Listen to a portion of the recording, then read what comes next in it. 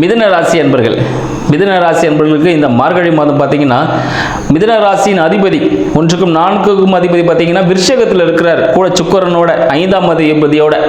அப்ப என்பது குழந்தைகள் சார்ந்த விஷயங்கள் சிறிய பிரச்சனைகளை கொடுக்கலாம். குழந்தைகளுக்கு சிறிய உடல் உபாதைகள் ஏற்படுறதுக்கான வாய்ப்புகள் உண்டு.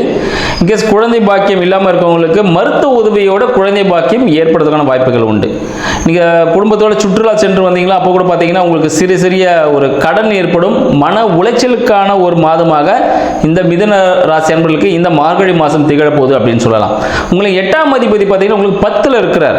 ஸோ 8ஆம் அதிபதி 10ல் இருக்கிறாருன்னா தொழில் செய்யக்கூடிய இடத்தில், வேலை செய்யக்கூடிய இடத்தில் பார்த்தீங்கன்னா மிதுன ராசி அன்பர்கள் மிக கவனமாக செயல்படணும்.